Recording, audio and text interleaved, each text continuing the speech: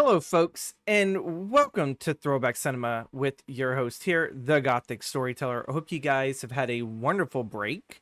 I have chat everywhere today. Welcome in Gambino. Welcome in Earl Schubel. Schubel, I believe, is the name. We're gonna talk about that. I haven't really got a chance to jump into um so much of the news about the potential ninth episode, but yeah, there's supposedly like a ninth episode of Stranger Things. Welcome in, Nova. I know it's called Throwback Cinema, but yet we're covering a modern day TV show. But at the same time, I actually really kind of care about this show because I've invested years of watching. I've rewatched the series a few times. In the wait of season 5. 11 had a daughter, Greta Thunberg. Oh my god. Welcome in. Uh I was waiting for that. Thank you. Yeah. Yeah, I know. Usually we talk about some classic cinema stuff here. But really I've been consuming well, you know what? I have been consuming a lot of classic stuff. I've been doing a lot of research for future videos that are to come out. We actually have a whole video coming out next week. It's going to be our first of the top 5 series of gothic horror films of the 1960s. What are the top 5 in my opinion. I was like, damn, he forgot me already. And no, I haven't forgotten you and everything. I just sat there, saw we had 2 new friends, so I felt like before I address the mods, I will address the new friends in the chat. But welcome in. So Stranger Things is over. Christmas Day, we got the next 3 episodes, and then on New Year's Eve we got the finale. There's a lot of things that I think are wrong with how this final season went, mostly because I enjoyed the first 4 episodes so much. So we're going to talk about that today. We are going to talk about if it doesn't happen, why is Netflix saying new episode when you look things up? So is Netflix going to drop a potential Stranger Things? Hold on, I'm trying to actually look for it. Because I sat there and saw like John Campea had covered this, but I was so busy today. So apparently this is on Forbes. Crap. It's asking me right now to try to disable my ad blocker. I'm not going to do that, but the title says Stranger Things Conformity Gate Theory Explained. Is episode 9 coming on January the 7th? Are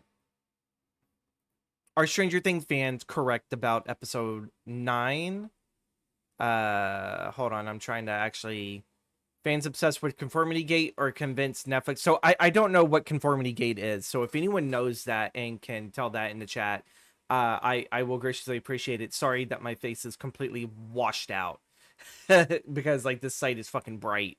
But yeah, fans obsessed with Conformity Gate or convinced Netflix is hiding a secret finale episode set to drop on January 7th. Stranger Things concludes on New Year's Day after a decade-long journey, but a passionate segment of the fandom refuses to accept the story has ended. These dedicated viewers have latched on to something called Conformity Gate, a conspiracy theory suggesting Netflix is hiding a secret 9th episode that will reveal the true finale. Interesting. So a theory that refuses to die. Epilogue shown at the end of Stranger Things actually elaborate mental manipulation orchestrated by Vecna. The claim persists despite the villain being impaled and then beheaded by Joyce Byers. Supporting the theory. Yeah, so we're discussing spoilers already. We're discussing spoilers. Is this the new camera, by the way? I'm assuming yes. Yes, this is the new camera. So that's why yeah, I'm breezing through this, reading right here because I don't want to read an entire article, on stream and everything. Whew, God, I can actually see out of this eye now. This freaking eye felt like it was going blind. So there is a specific theory that there is a secret 9th episode that is going to drop in, say, 2 days. Conformity Gate means ending of season 5 isn't real, but an illusion created by Vecna to trap the characters in a state of controlled conformity. Gotcha. So maybe because the way how the finale kind of goes, I'm very confused. It feels it feels so rushed. I'm not gonna lie to you, Earl. It feels very rushed. And I mean, like, this whole season felt rushed. Once we jumped into volume 2, for one, we had a really, really good, fun first 4 episodes of volume 1. I enjoyed it, but the more that I kind of kept thinking about it, as we kept going through volume 2, which is more Vecna centric, it's more Holly centric and Max centric, that it kind of almost feels like the the two volumes are two different seasons all in one season. I don't know if any of you guys got that vibe, because yeah, the introduction of Dr. K, which to me I think has been the most pointless character in this entire season. And I really love the actress. I love I keep getting, she plays Sarah Connor. But I'm pulling up the cast right here for the guest. I'm trying to find where is it? Linda Hamilton. You have such a big actress as Linda Hamilton. You only brought her in to play a small, like, I guess in the upright world, whatever it is, like our world and everything. She's supposed to be our villain, while Vecna is in the upside down, trying to essentially collide two worlds, I guess, to make his own. It's very chaos like and everything, of like, I'm just going to rebuild this world into my whole brand new image. And that children are just easier to corrupt and everything. There's a lot that gets thrown at us. And I don't feel like this season, which is probably an understanding why you had the fan theories with the. I looked up the fake ending today, and and it recommended me Stranger Things on Netflix.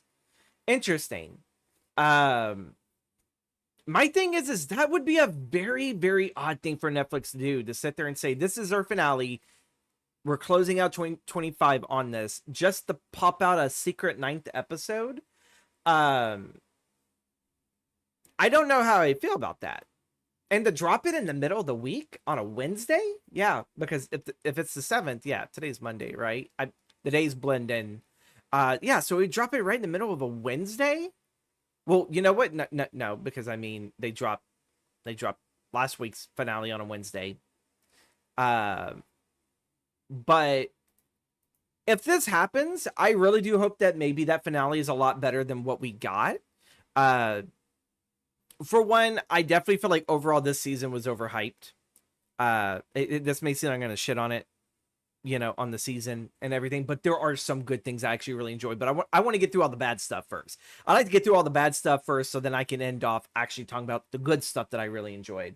I don't believe it really. I think it's a coping mechanism. I feel that because, again, the first 4 episodes of Stranger Things 5 feels like a totally different season. It actually feels like there's something missing, which I'm wondering if they did that on purpose because they were writing this book that takes place between 4 and 5 to get people to read the book, to figure out what the heck is going on here. How did Robin and them get a hold of the Squawk radio thing? There's supposed to be like this whole mystery that Robin and Nancy are supposed to investigate in that book. I have yet to read it. I don't know the plot or anything to that, so I will just leave it at that. But the season definitely jumps. It's like 18 months or so after season 4. And I mean, I enjoyed the first 4 episodes of that. I was like, oh, okay, we have another scientist played by Linda Hamilton, Dr. K. She's pretty much been the one that's kind of locked down Hawkins and everything. And there's something that she wants from the Upside Down. I kind of figured the U.S. government has been trying to, I guess, weaponize whatever the heck they could find. Even if they are feeding their men technically to the Dema dogs. One of the many plot lines that was not really kind of fixed was how the hell did the Russians get that door open? Was Vecna also kind of working? Was Vecna getting some Russian kids too? Was there another person like 11 over in Russia, and Vecna just happens to open up this gate that's in a prison? or they built the prison around there. I have no clue. There are some things that just aren't really kind of matching up. And this season seems like a hodgepodge of like, oh, this is a season, but we're not going to end on this season. We're going to end on the next season. I don't know what happened. I've read several articles that because people kind of thought, well, maybe Netflix screwed the Duffer brothers out. Maybe they didn't want to do another season. They wrap everything up in season 5. I don't know. But apparently, like, some posters out there said the Duffers have ended the show the way they wanted to end. And it's like, I don't know really what to believe anymore when it comes to this series. I'm doing well, getting ready to stream in a bit. Hope you had a good day. But yeah, we pick up where we pick up and everything. It's very Vecna oriented. We get to understand Holly a little bit more as a character. We get to learn a little bit more of what Max has been doing in the Upside Down. You have dipshit Derek, who is like, I think right next to Holly, Derek is like the most, he's kind of like the new Eddie Munson. It's everyone loves this guest character.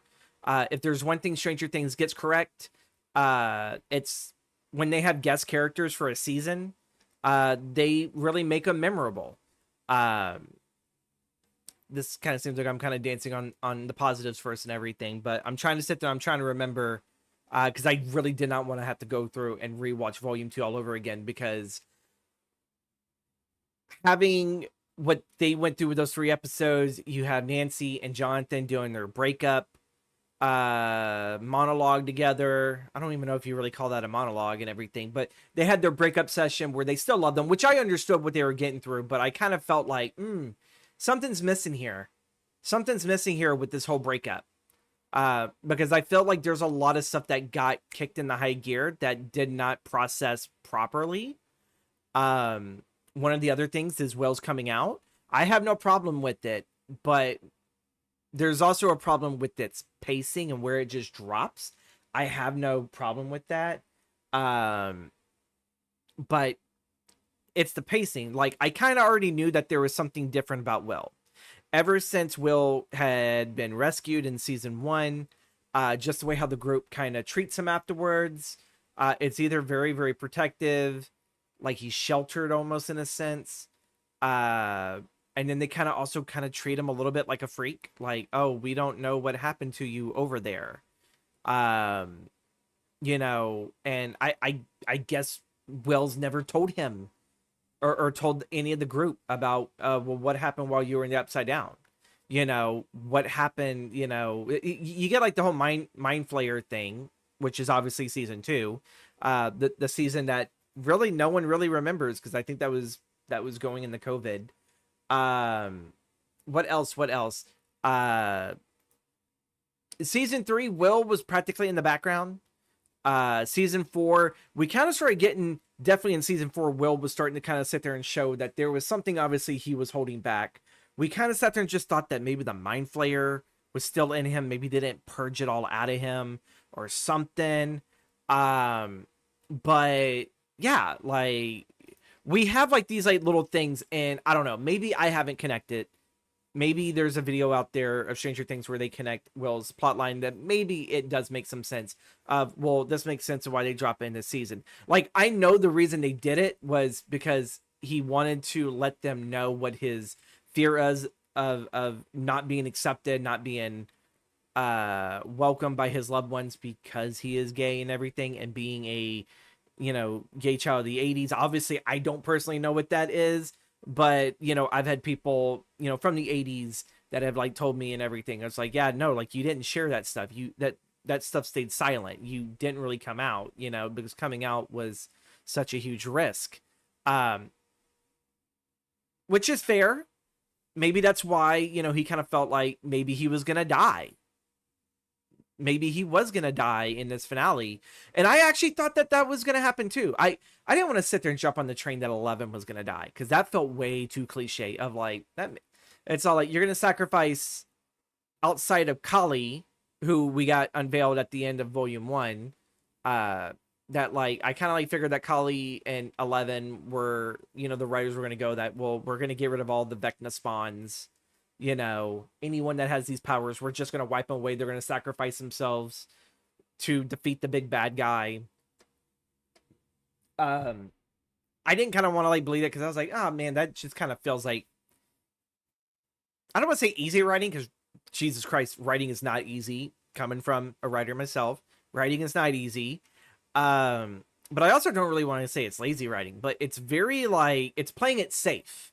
And my buddy Steven even told me that when after everything was done, when the finale was done, he felt like it was too safe.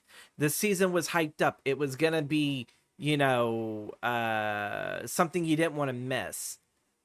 And I was like, well, no one really died outside of Kali. And a good chunk of the U.S. military in this. I mean, we didn't see Dr. K die. We didn't see any of the other main characters die. We've had it very much teased.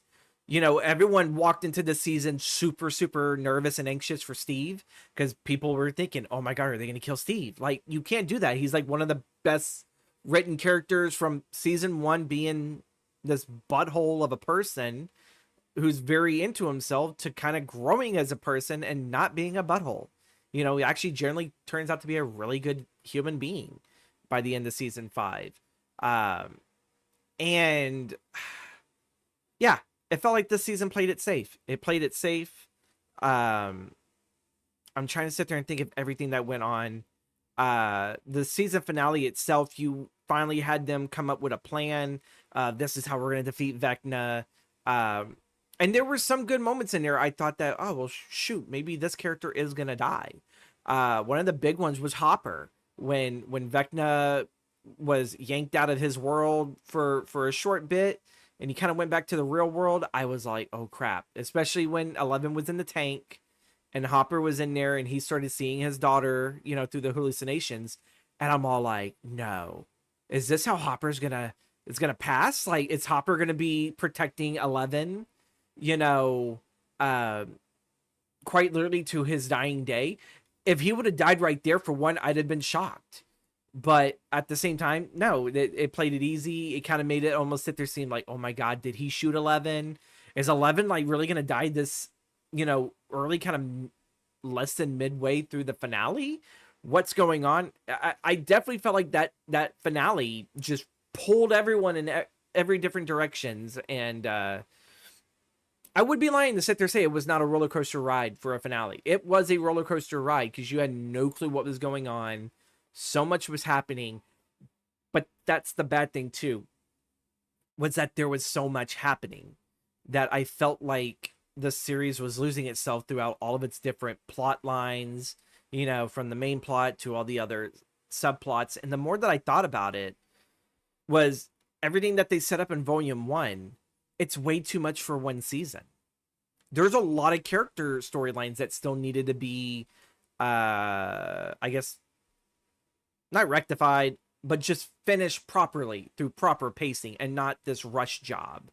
I know I kind of dropped the thought earlier, but I did mention that Netflix did this similar thing with a A&E series called Longmire, which was based off of a series of books. I don't know if you've watched the Longmire series. It's like a modern day Western drama, kind of like crime drama and everything. Nothing like Yellowstone, but it's more of a sheriff who kind of acts like a Wild West sheriff in a sense. He's not really an innocent guy. He's done some questionable things. And like the first, I think it lasted 5 seasons, but like I think it was like the first 4 or the first 3, I could be wrong. They were like super well paced, and you could definitely tell they were here for the long run. There was a lot of plot lines set up and things to come back. I've heard of it a little, though, about watching it. I haven't. You need to watch Longmire, Nova. I guarantee you'll love it. You'll hate the last season, though, because I hated the last season because the way how it set everything else up, it kind of felt like Netflix was all like, okay, well, we did 1 season. Now we're going to wrap it up with this other season, and that's going to be it. Which, to me, I'm all like, well, then why'd you even pick it up? Why'd you pick it up if you weren't going to do the long run for it? Because I don't think the views on that were dropping whatsoever.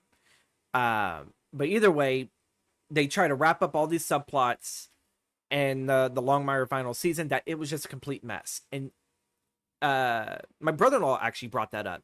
It's all like, oh, kind of reminds me of Longmire. It's like, you know, really, really good, well-paced show, and then Netflix just shotgunned it in its final season just to wrap it up, and it kind of killed it. And I kind of feel like that's what Netflix did. I feel like Netflix killed its biggest original series ever, and they just shotgunned it. I felt like there was another season, and that's probably where Earl was mentioning the conformity theory, and the conformity theory thing. Was I do feel like we needed another season. I don't feel like this is all over. I really just don't. There was a lot of characters that were set up that seem pointless to set up, because it's like, well, why are they there?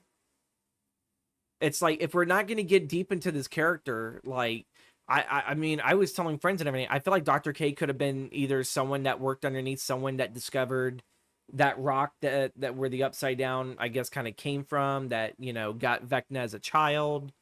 Henry Creel was his name. And that maybe Dr. K was like a daughter or something. I don't know.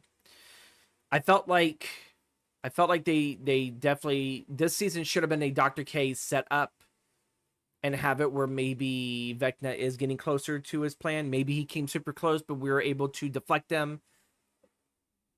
And I don't know, maybe had actually just did a movie for the wrap up. You could have ended it, on season 5, and then did a whole movie where they're just battling Vecna. These episodes were all supposed to be kind of promised to be mini movies. They didn't really kind of feel like that. They felt like regular episodes of like the previous season up until the finale. The finale, believe it or not, I kind of really wanted it to end sooner. There were times where I was looking at my phone.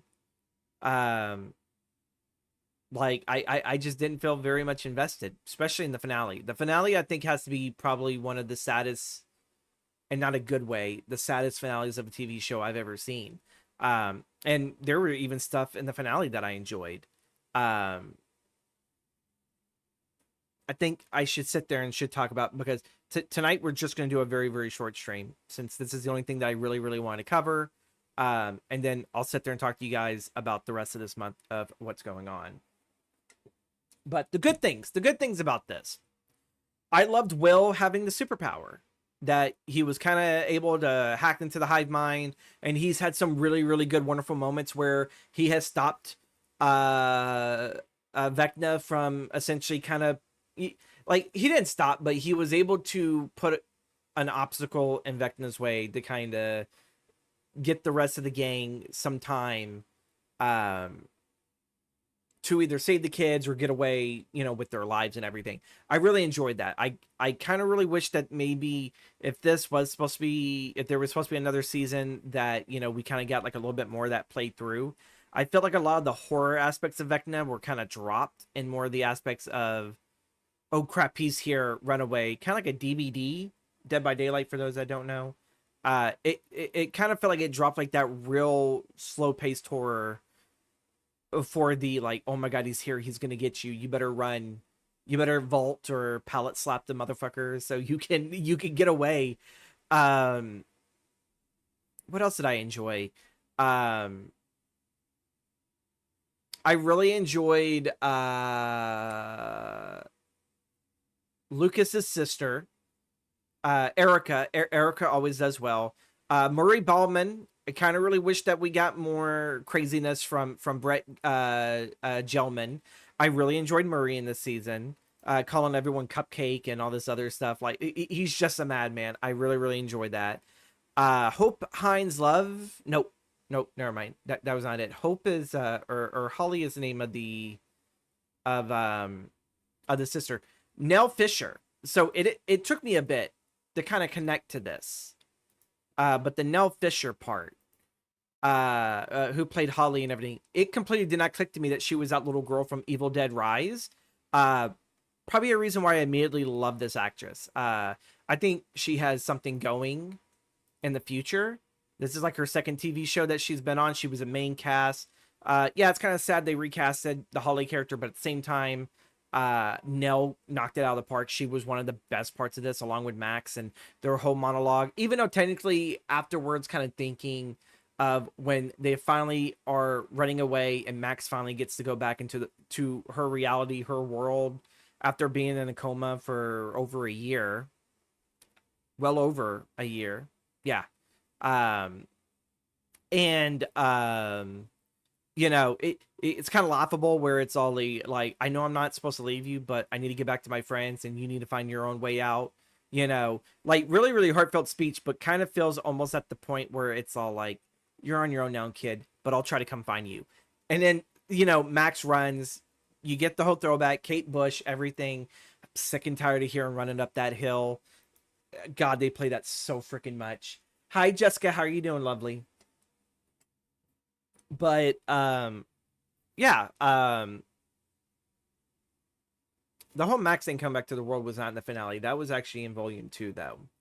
My brain's a little scrambled, so I am going back and forth. So I do apologize if I confuse you. Let me know, and I will try to reiterate.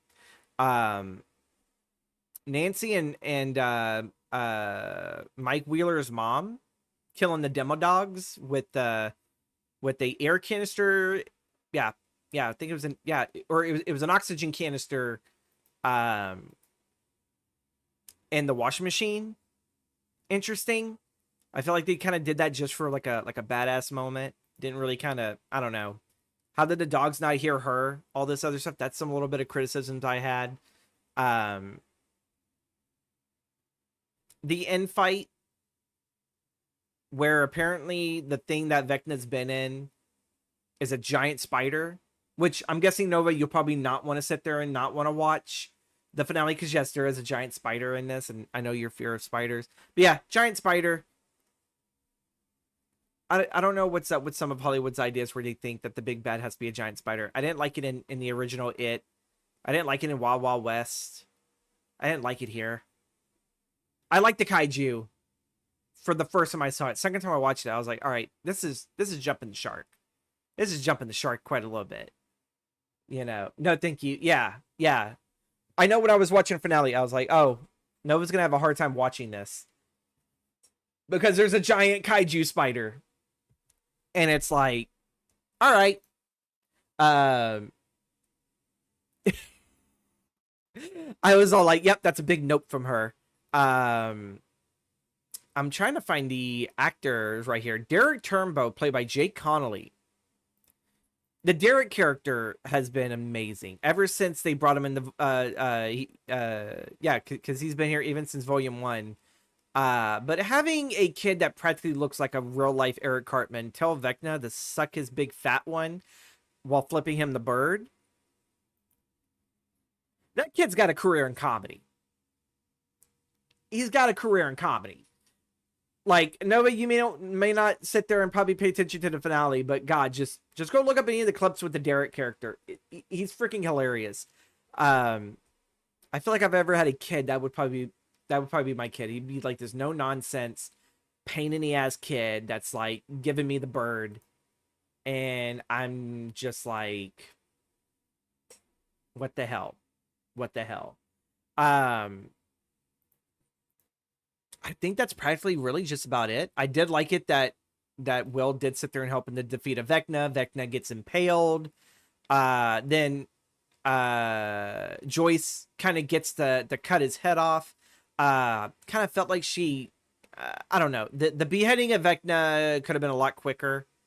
She could have did it maybe in 3 or 4 chops, as angry as she was. But I kind of felt like she stopped giving a crap about just like trying to cut his head off. Like she was just throwing that mom rage out there, saying, you know, you fucked with the wrong family.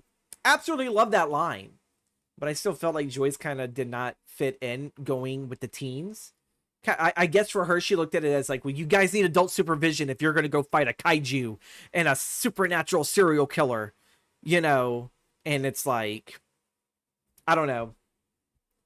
There's a lot of issues I have with this, but there's a lot of things I really enjoy. I felt like the characters were covered too much in plot armor, so really there was no threat. You had these little moments of, oh my God, are they actually going to do it? And then they don't.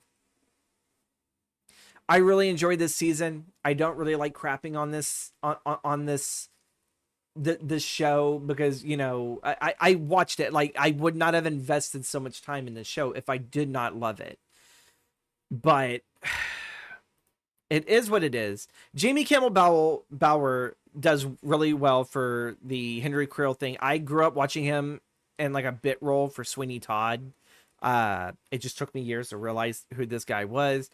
There's like a lot of other really great things about it. I like that they kind of nodded towards the end of the finale that they kind of did like a passing of the torch where Holly runs the new D&D group and Derek's there, and there's a couple of the kids there that really I would struggle being friends with them if like none of them believe me that like, oh my god, like, you're aiding the monster. It's like, no, the monster is actually the one that's befriending you guys. And like, yeah, I don't know, there's a lot of stuff in there. It's like, that's kind of questionable that they're all friends now and everything, but there's a whole new D&D group. I felt like the epilogue to the season finale was kind of way overdone. They were trying to wrap up everything. We didn't really need to know what happened to the teenagers. We kind of would figure that they go on with their life. I did like that they did close on D&D, which is kind of what was the opening for Stranger Things as well. For the first season, they closed on D&D. And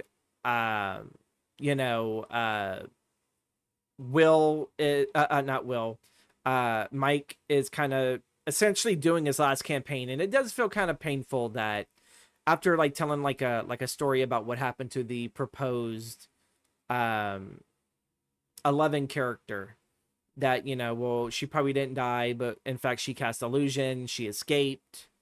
Oh yeah, there's like this whole thing that Elle was gonna off herself in the Upside Down, that she was gonna stay there and die in this something to do with physics. I can't remember. Something to do with physics, but it's the Upside Down. She was gonna die in there so that she was no longer gonna be hunted. And again, plot armor. You can't even sit there and even like have us lose one of the main kids, which I almost thought for a moment we were going to lose Dustin. Just the road he was taking. I really was hoping we were not going to lose Dustin. That dude is too freaking awesome. And I don't know. I just like that after his friendship with Eddie and then everything I went through, he just kind of became one of those characters of, at first I kind of didn't really kind of care for him. But I was like, oh, he's super interesting. Lucas was interesting in season 4 too. And then he kind of just faded into the background in season 5, sadly. He came in clutch whenever they needed the jock to help carry the team, in my opinion. And that's kind of sad because like I really enjoyed that actor, and I can't wait to see what any of these kid actors sit there and do after all of this. Yeah, I think that's about it. I know I sat there said I was going to close like on some positive stuff, but yeah, no. The more I think about it, like, that finale kind of pissed me off. I was like, why am I watching? Why is this rushed? That's where I felt like maybe there were episodes missing. And that's where, again, we go with that coping mechanism there, that potentially there's a secret bonus episode. I feel like, we're just gaslighting ourselves now at this point. So believe whatever you believe. We'll sit there and see this coming Wednesday. And chances are they'll probably drop it at night. They won't drop it in the morning. But I did like the ending of the D&D. It was sad seeing them put away their books one last time because they had wrapped everything else up. We kind of get this idea that maybe 11 is out there and alive somewhere, and that she's living her life in the wilderness. I didn't really buy that neither. I kind of would have bought it better if she just died in the Upside Down, and it's like, oh, noble sacrifice, but she knows that she's going to be constantly hunted by the military and the government because of what she is. It's sad. But I would take that over some cop-out thing that, oh, she used illusion, or Callie used illusion, which makes no damn sense because Callie, I think, died. I think they actually did see her die. And she was closer to that disruptor thing, what Murray had blown up to cause it, which, again, he blew it up to Prince. Excellent 2 songs, Dove Cry and Purple Rain, excellent. But I was like, how can Callie still be alive? How can she still cast this? It's like they broke all their writing rules, the rules of the world, because maybe they just didn't want to do another season, which is fair. They didn't want to do another season. Just outright say you didn't want to do another season. Don't just sit there and say, oh, well, we ended it the way we wanted to. It's like, no. They started off really, really well. For season 5, I really enjoyed volume 1. Felt like a totally different season. And then volume 2 was all like, now here's the other half of season 6. It's like, well, what's the later half of season 5? And where's the first half of season 6? And Netflix is like, yeah. It doesn't really answer the questions. But yeah. I'm feeling a little fatigued for Stranger Things. I could definitely. I'm tired of running up that hill. You effed with the wrong family. Yeah. Probably like the coolest line in that whole damn thing. The kaiju fight, burning the kaiju, because apparently these kids were able to climb up a cliff super, super fast while Nancy was shooting at it with a military grade weapon.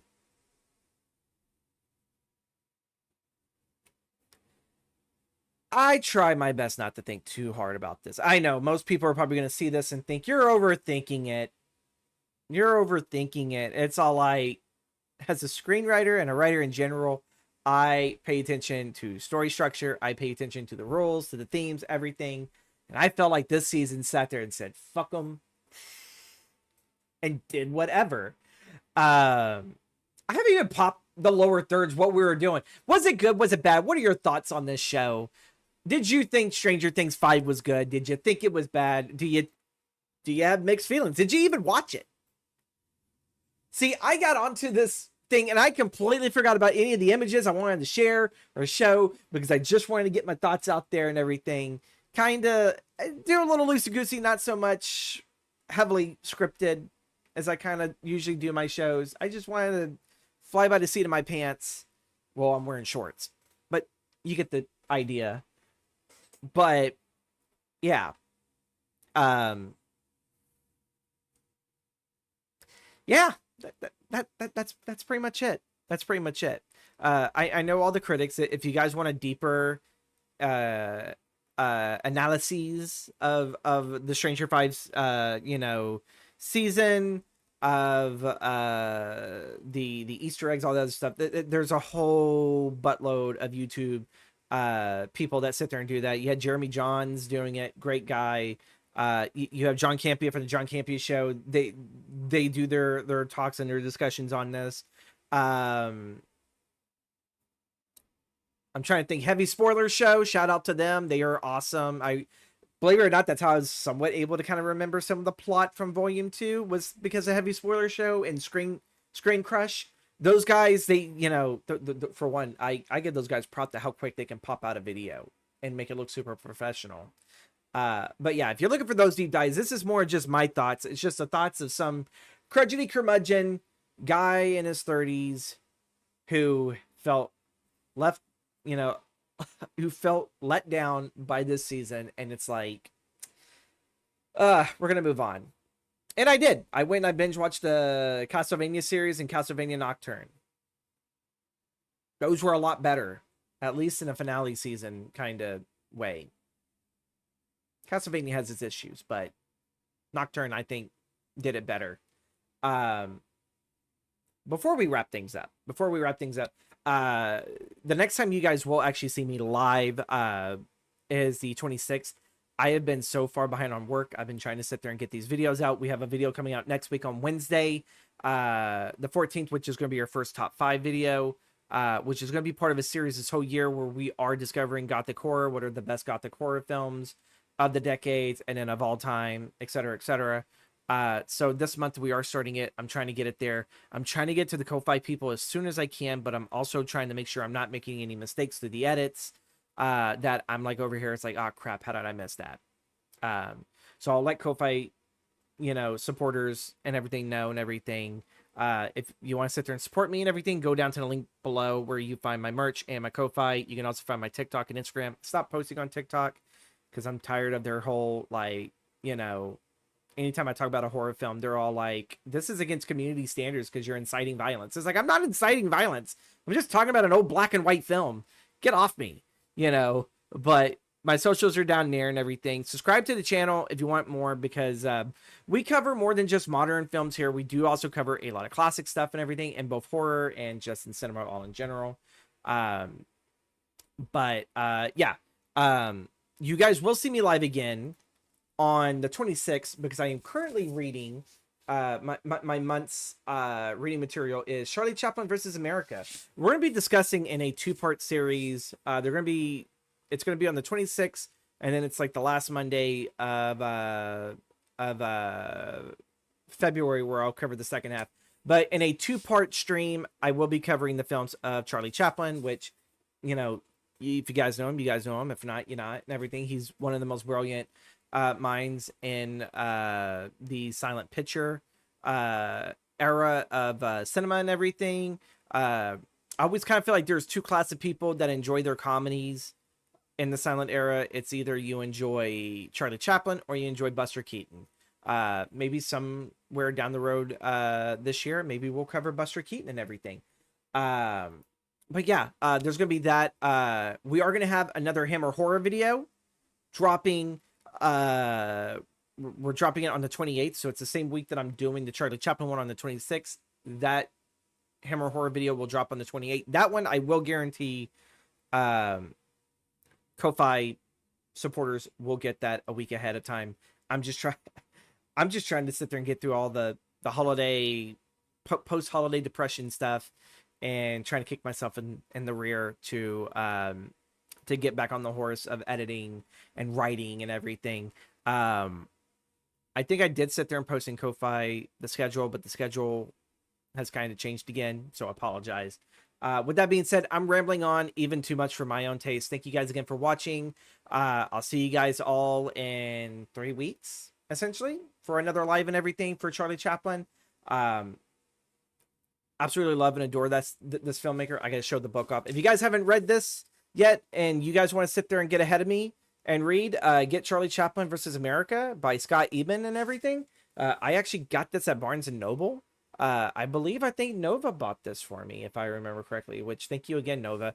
Nova bought this for me, and I've been meaning to sit there and chat with this with my film community. So with that being said, you guys have a wonderful rest of your evening, and I'll see you guys next time. Bye-bye.